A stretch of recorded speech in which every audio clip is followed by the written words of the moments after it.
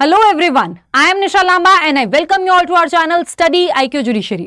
भारत में एक तरफ एक कानून है medical termination of pregnancy act, जो महिला को एक हक प्रदान करता है कि अगर आप अपनी प्रेगनेंसी को टर्मिनेट करना चाहती हैं, यानी अबॉर्शन करना चाहती हैं, अपना बच्चा जो है वो गिराना चाहती हैं, तो ऐसे में आपको अपने पति की सहमति की बिल्कुल भी जरूरत नहीं है। आप अपने पति की सहमति के बिना अबॉर्शन कर सकती हैं। जबकि दूसरी तरफ एक कानून है हिंदू मैरिज एक्ट, जिसके तहत आपको डिवोर्स मिलता है, तलाक मिलता है। तो ऐसे में वहां पे कुछ ग्राउंड्स दे रखे हैं जिसके बेसिस पे डिवोर्स मिलता है, जिसमें से एक ग्राउंड है क्रूअल्टी का।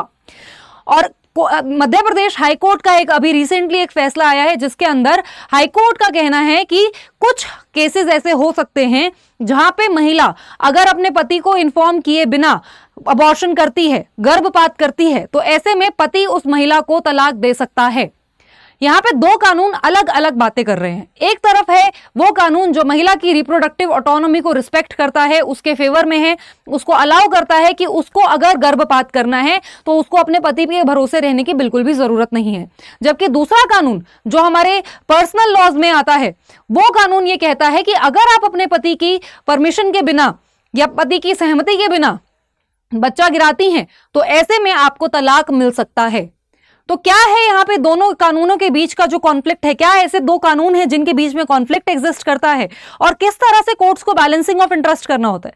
देखिए, ये सिंपल सी बात है कि अगर मेडिकल टर्मिनेशन, आपको इस तरह से समझना है इस चीज को, अगर medical termination of pregnancy act के अंदर ये कह दिया जाए कि आपको अपने पति की सहमति ही लेनी पड़ेगी अबॉर्शन करने के लिए, तो ये महिलाओं के साथ बहुत गलत हो जाएगा।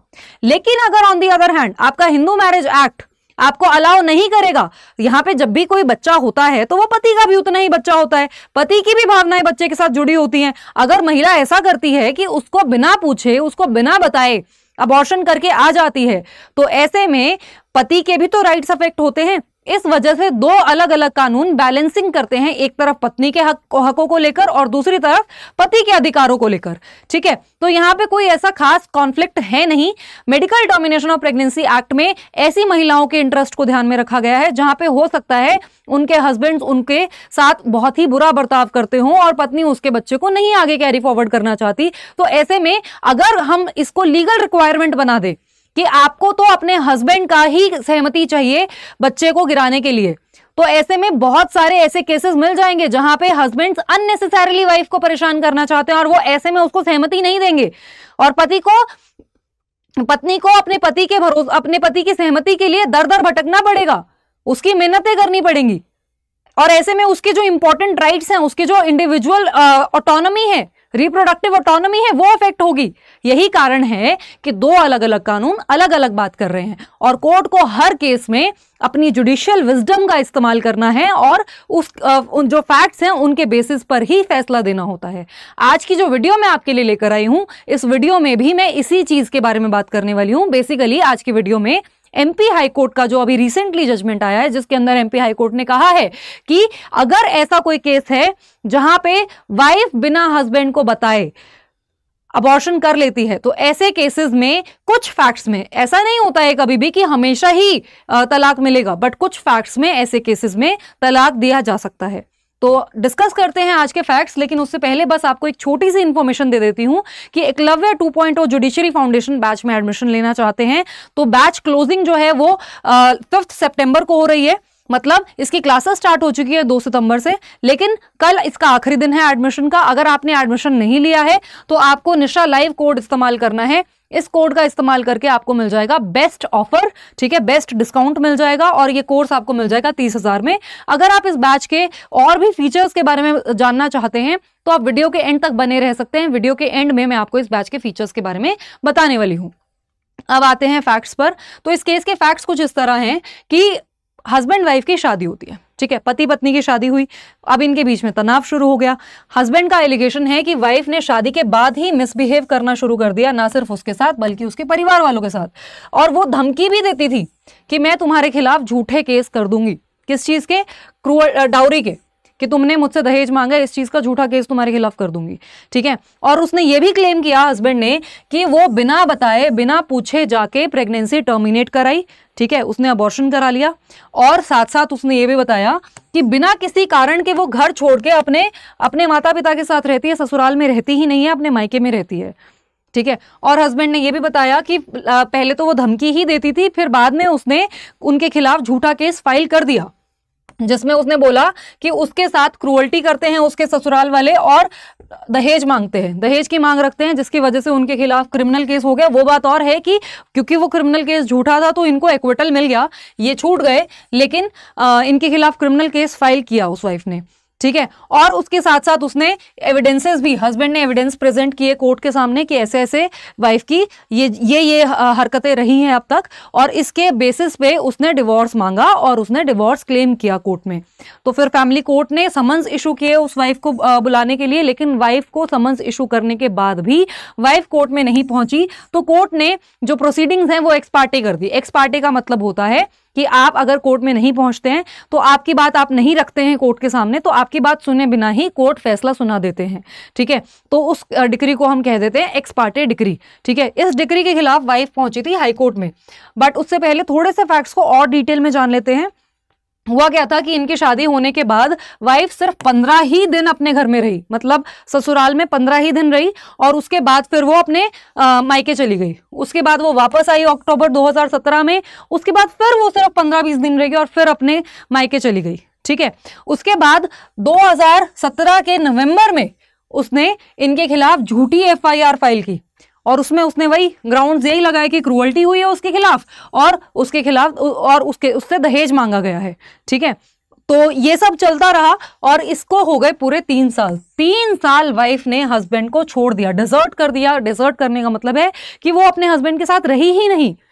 ठीक है। और उसने कोहैबिट नहीं किया, उसने कोई रिलेशंस नहीं बनाए उसके साथ, और वो 3 साल तक हस्बैंड से दूर रही। इसी वजह से हस्बैंड जो है वो डिवोर्स मांग रहा था फैमिली कोर्ट में, और फैमिली कोर्ट ने फिर सारे के सारे एविडेंसेस जो हस्बैंड ने पेश किए, उन एविडेंसेस के बेसिस पे कोर्ट ने फैसला सुना दिया बिना वाइफ की बात सुने, क्योंकि वाइफ कोर्ट में आई ही नहीं। ठीक है।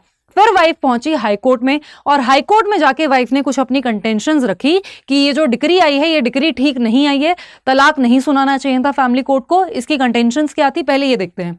वाइफ ने कहा कि उसको प्रोसीडिंग में पार्टिसिपेट करने की कोई अपॉर्चुनिटी नहीं मिली। अपॉर्चुनिटी ना मिलने का मतलब है कि उसको समन्स दिए ही नहीं गए। ठीक है। तो उसको कोई मौका ही नहीं मिला कि वो कोर्ट की जो तलाक की प्रोसीडिंग्स चल रही थी उसमें अपनी बात रख पाती। ठीक है। दूसरी तरफ उसने ये कहा कि जो कोर्ट ने एविडेंसेस को अप्रिशिएट करके, मतलब एविडेंसेस के बेसिस पे जो फैसला सुनाया है, वहां पे कोर्ट ने ठीक तरह से उन एविडेंसेस को अप्रिशिएट नहीं किया है, ठीक तरह से उन तथ्यों को एग्जामिन नहीं किया है, और वो जो साक्ष्य कोर्ट के सामने पेश किए गए हैं, जो गवाही दी गई है, वो ठीक नहीं है, और कोर्ट ने गलती कर दी यहां पे तलाक देने में। ठीक है। फिर उसके बाद क्या हुआ कि कोर्ट ने ये भी कहा कि भाई एक्स पार्टी हियरिंग शुरू हुई थी 14 जुलाई 2022 में, और इतनी जल्दी यानी सितंबर में ही कोर्ट ने डिक्री भी दे दी। तो दिस वाज एक्सेप्शनल हरी। यहाँ पे उसने कोर्ट के ऊपर भी एलिगेशन लगाया कि कोर्ट का जो ये इतनी जल्दी डिक्री दे दी ये समझ में नहीं आया, एंड दिस वाज रॉन्ग। और उसने ये भी कहा कि जो हस्बैंड ने उसके खिलाफ एलिगेशंस लगाई हैं वो झूठी हैं, बेबुनियाद हैं, मुझे बस हरास करने के लिए ऐसी एलिगेशंस लगाई गई हैं। They are absolutely frivolous and vexatious. ठीक है। और वो उनको बिल्कुल भी, और ना ही जो एविडेंसेस उसने पेश किए हैं उससे ये सब बातें प्रूव होती हैं जो वो कह रहे हैं। ठीक है। और उसने फिर ये भी कंटेंट किया कि उसका एक और कंटेंशन था कि उसने कभी भी हस्बैंड के साथ या हस्बैंड के परिवार के साथ कभी मिसबिहेव नहीं किया है। हस्बैंड जो है वो झूठी बातें कर रहे हैं। फिर हाईकोर्ट में हस्बैंड की भी बातें सुनी गई। हस्बैंड ने क्या बोला? हस्बैंड ने कहा कि भाई फैमिली कोर्ट ने जो एविडेंसेस को अप्रिशिएट करके फैसला सुनाया ना वो बिल्कुल सही है। ठीक है। सारे एविडेंसेस हमने पेश किए हैं, उन एविडेंसेस के बेसिस पर ही तलाक दिया गया है और वो बिल्कुल ठीक दिया गया है। ठीक है। और दूसरा उसने ये भी कहा कि यहाँ पे क्रूअल्टी हुई है उसके साथ। ठीक है। हस्बैंड कह रहा है कि भाई मेरे साथ क्रूअल्टी की है वाइफ ने और इस बेसिस पे मुझे तलाक दिया गया है, और वो जो क्रूअल्टी है वो मैंने कोर्ट में प्रूव की है, एविडेंसेस दिए हैं, उसको प्रूव किया है, उसके बेसिस पर तलाक मिला है। और उसने ये भी कहा कि समन्स उसको इशू किए गए थे। वाइफ ऐसे कैसे कह रही है कि उसको समन्स नहीं मिले? कह रहा है कि मैंने एविडेंसेस, समन्स का एविडेंस दिया है कि रजिस्टर्ड एडी के थ्रू, एक्नॉलेजमेंट होता है इसमें बेसिकली, तो रजिस्टर्ड एडी के थ्रू मैंने उसको समन्स इशू करवाए हैं। और समन्स इशू होने के बाद, मतलब फैमिली कोर्ट समन्स इशू करता है तो जो समन्स इशू किए जाते हैं उसका एविडेंस दिया जाता है कोर्ट में। तो कह रहा है कि समन्स का एविडेंस पेश किया गया है, वाइफ इस एविडेंस को रिबट ही नहीं कर पाई, इसके खिलाफ कुछ बोल ही नहीं पाई, तो वो जो बातें बोल रही है कि उसको मौका नहीं मिला वो झूठी बातें हैं। ठीक है। तो फिर ये सारे कंटेंशंस को देखते हुए हाई कोर्ट ने क्या क्या ऑब्जर्वेशंस दिए। हाई कोर्ट ने सबसे पहले डिस्कस किया क्रूअल्टी होता क्या है। देखो सेक्शन 13 जो है हिंदू मैरिज एक्ट का, हिंदू मैरिज एक्ट में क्रूअल्टी का बता रखा है कि क्रूअल्टी भी एक ग्राउंड है। अगर आपका पति या आपकी पत्नी आपके साथ क्रूअल्टी करते हैं तो आप तलाक ले सकते हैं। उसके अंदर दोनों तरह की क्रूअल्टी आती है, मेंटल क्रूअल्टी भी आती है और फिजिकल क्रूअल्टी भी आती है। ऐसा नहीं है कि क्रूरता के नाम पे आपको सिर्फ मारा पीटा जाए तो ही तलाक मिलेगा। आप अगर उसके साथ मानसिक तौर पर भी उसके साथ क्रूरता करते हैं तो भी आप तलाक ले सकते हैं, तो भी आपको तलाक मिल सकता है। ठीक है, तो भी सामने वाली पार्टी आपसे तलाक ले सकते हैं अगर आप मानसिक क्रूरता कर रहे हैं। लेकिन ऑन दी अदर हैंड अगर सामने वाला आपके साथ मानसिक क्रूरता कर रहा है तो फिर आप तलाक ले सकते हैं। ठीक है, तो हाईकोर्ट ने कुछ ऐसे जो लैंडमार्क डिसीजंस हैं हिंदू मैरिज एक्ट के उनको रेफर किया, जैसे कि शोभा रानी वर्सेस मधुकर रेड्डी, रवि कुमार वर्सेस जुल्मी देवी एंड दस्ताने वर्सेस दस्ताने के जो फेमस जजमेंट्स हैं इनको रेफर किया। और फिर इनको रेफर करते हुए कोर्ट ने कहा कि भाई देखो क्रूअल्टी ना सब्जेक्टिव होती है। ऐसा नहीं होता, जैसे मैंने आपको इस केस के बारे में बता दिया कि अबॉर्शन के ग्राउंड पे तलाक मिल सकता है, पर ऐसा हो सकता है कि कोई दूसरा केस हो जिसके अंदर वाइफ ने अबॉर्शन लिया हो और उस केस में कोर्ट उस ग्राउंड पे डिवोर्स ना दे। ठीक है, तो ये जो है ना क्रूअल्टी, ये हमेशा सब्जेक्टिव होती है। और ये जो है, ये सारे के सारे जो फैक्ट्स हैं, जो कंटेक्स्ट है, जो लोग उसमें इन्वॉल्व हैं, उनके पॉइंट ऑफ व्यू से देखा जाता है कि क्या इस कंटेक्स्ट में ये जो हरकत हुई है, क्या ये क्रूअल्टी मानी जाएगी या नहीं। तो हर केस में कोर्ट को अपना दिमाग लगाना पड़ता है, सारी की सारी बातें सुननी पड़ती हैं, उसके बाद कोर्ट फैसला लेता है कि ये क्रूअल्टी में आएगा या नहीं आएगा। ऐसे कभी भी नहीं कह सकते कि उस केस में ऐसा हुआ तो इस वजह से वहां पे जो तलाक दिया गया था वो इस दूसरे केस में भी वही बात मान के तलाक दिया जाए। समझे। इसके बाद नेक्स्ट जो है कोर्ट ने क्या कहा, नेक्स्ट कोर्ट ने समर घोष वर्सेस जया घोष का जो एक लैंडमार्क जजमेंट है इसको रेफर किया। और इसको रेफर करते हुए कोर्ट ने बताया कि मेंटल क्रूअल्टी क्या क्या हो सकता है, जिसके अंदर एक ग्राउंड आता है वो ये कि अगर आपकी शादी खराब चल रही है, आपकी शादी सिर्फ नाम की शादी है, आपकी शादी में जो असली शादी की का एक महत्व होता है, जो एक असली शादी का एक रोल होता है वो आपकी शादी में है ही नहीं, तो ऐसे में और आप एक पार्टी तलाक देना चाहती है और दूसरी पार्टी बस जानबूझ के तंग करने के लिए मैं तलाक नहीं दूंगी, ऐसा वाला एटीट्यूड अगर आप रखते हैं तो वो गलत है। या तो आप अगर शादी में हैं तो ठीक से निभाओ, अगर आप नहीं निभा रहे हैं ठीक से अपनी शादी और सामने वाली पार्टी आपको तलाक देना चाहती है या चाहता है तो फिर आप तलाक दे दो। लेकिन अगर आप नहीं दे रहे हैं तो फिर वो भी मेंटल क्रूअल्टी होता है। ठीक है, उसके बाद कोर्ट ने डिस्कस किया कि इस केस के अंदर जो भी ग्राउंड्स थे वो ग्राउंड्स हस्बैंड ने प्रूव कर दिए थे। 1 साल से ज्यादा का समय हो गया था पत्नी को घर छोड़ के दूर रहते हुए, ये भी अपने आप में एक ग्राउंड है। तो यहाँ पे काफी सारे ग्राउंड्स हो गए, जैसे कि वाइफ ने पति से बात किए बिना अबॉर्शन कर लिया। ठीक है, दूसरा ग्राउंड हो गया वो घर पे नहीं रहती। ठीक है, और उसके खिलाफ जो उसने उसके परिवार और उसके परिवार वालों के खिलाफ झूठा केस फाइल कर दिया। तो ये सब ग्राउंड्स हैं, ये सब क्या है, ये सब पति के ऊपर की गई मानसिक क्रूरता है और इस ग्राउंड पे हस्बैंड जो है वो वाइफ से तलाक ले सकता है। ठीक है, इसके अलावा अगर हम बात करें रिप्रोडक्टिव ऑटोनॉमी की तो हम बात कर सकते हैं घोष वर्सेस घोष के जजमेंट की। इस घोष वर्सेस घोष के जजमेंट में, ये भी एक डिवोर्स का ही जजमेंट है, ये भी एक फेमस जजमेंट है। इस जजमेंट के अंदर कोर्ट ने कुछ बात की गई थी जिसको थोड़ा कंट्रोवर्शियल बात भी माना जाता है। कोर्ट ने क्या कहा था, कोर्ट ने कहा था कि अगर हस्बैंड वाइफ के कंसेंट के बिना, वाइफ से बिना पूछे वेसेक्टमी की एक सर्जरी होती है, अगर वो करा लेता है, या फिर वाइफ बिना हस्बैंड से पूछे अबॉर्शन करा लेती है बिना कोई मेडिकल रीजन। देखो अगर कोई मेडिकल रीजन है जिसकी वजह से आपको अबॉर्शन कराना ही पड़ेगा तो ऐसे में तो ये ग्राउंड नहीं बनेगा तलाक का। लेकिन अगर आप बिना किसी मेडिकल रीजन की वजह से अबॉर्शन करा लेते हैं तो फिर ऐसे में आप बिना अपने पति को बताए अबॉर्शन करते हैं, या फिर हस्बैंड बिना अपनी पत्नी को बताए वसेक्टमी की सर्जरी करता है। वसेक्टमी की सर्जरी करने के बाद हस्बैंड जो है वो पिता नहीं बन सकता है। ठीक है, तो वो ऐसी सर्जरी अगर करा लेते हैं तो ऐसे में इसको मेंटल क्रूअल्टी माना जाएगा। ये इस जजमेंट में बोला गया था। इसको क्रिटिसाइज किया गया, क्यों? क्योंकि इसको इसलिए क्रिटिसाइज किया कि देखो एक तरफ आपके पास एक ऑप्शन होता है जहां पे आपकी रिप्रोडक्टिव ऑटोनॉमी होती है, मतलब आपकी चॉइस है, आपकी रिप्रोडक्टिव हेल्थ है, आपकी चॉइस है, आपकी बॉडी है, आप डिसाइड करेंगे कि आप अपनी बॉडी के साथ क्या करना चाहते हैं। ऑन दी अदर हैंड आपको इस तरह का कानून मिल रहा है जो आपको बोल रहा है कि अगर आप यूनिलैटरली डिसाइड करेंगे कि आपको बच्चा नहीं करना है, आप बच्चा नहीं करना चाहते हैं, तो ये आपके पार्टनर के साथ मेंटल क्रूअल्टी है और यहाँ पे डिवोर्स मिल सकता है। तो ऐसे में हम डिस्कस कर सकते हैं convention on elimination of all forms of discrimination against women 1978 का ये इंटरनेशनल कन्वेंशन है। इसमें आर्टिकल 12 और 16 भी ये कहते हैं कि आपके पास एक राइट होता है कि आप फ्री और इंफॉर्म्ड डिसीजन ले सकते हैं अपनी हेल्थ केयर को लेकर, अपने मेडिकल ट्रीटमेंट को लेकर, अपनी फर्टिलिटी को लेकर और अपनी सेक्सुअलिटी को लेकर। तो यहां पे देखो दो हक हैं, एक तरफ हक है पति पत्नी का, ठीक है, और दूसरी तरफ हक है इंडिविजुअलिटी का, ठीक है। तो कोर्ट को करना होता है बैलेंसिंग दोनों के बीच में। आपको क्या लगता है कि कौन से हक को ज्यादा इंपॉर्टेंस मिलनी चाहिए, कौन सा हक ज्यादा प्राइमरी है? मुझे कमेंट सेक्शन में जरूर बताइएगा। अब हम बात करते हैं स्टडी आईक्यू जुडिशरी के एकलव्य 2.0 जुडिशरी फाउंडेशन बैच के बारे में। इस बैच में आपको 3 बड़ी चीजें मिल रही हैं। पहले आपको बता देती हूं कि इस बैच के अंदर आपको प्रीलिम्स, मेंस, इंटरव्यू तीनों ही स्टेजेस की तैयारी कराई जाती है, ठीक है।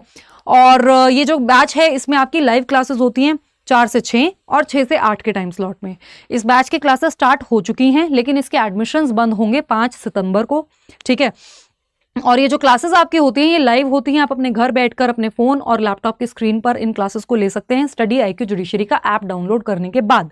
ऐप डाउनलोड करके आप जब ये कोर्स खरीद लेंगे तो आपको इस कोर्स का एक्सेस मिल जाएगा और आप अपना पूरा का पूरा सिलेबस अपने घर बैठकर कर सकते हैं। जो ये सिलेबस है ये 10 से 12 महीने के अंदर हो जाता है, पर बैच की जो वैलिडिटी होती है वो 2 साल की होती है। तो मतलब जो भी आपको यहाँ से बेनिफिट्स मिलेंगे वो पूरे 2 साल के लिए मिलेंगे, इवन इफ आपका कोर्स 10 से 12 महीने में खत्म हो गया, ठीक है। अब मैं आपको बताती हूं क्या क्या बेनिफिट्स आपको मिल रहे हैं। इसमें 3 सरप्राइजिंग ऑफर्स हैं आपके लिए। क्या कि देखो, अगर आपने एडमिशन लिया और एडमिशन लेने के बाद आप 2 साल के अंदर किसी भी स्टेट का प्रीलिम्स क्रैक कर लेते हैं तो आपको मिल जाएगा अपनी फीस का 50% पैसा वापस।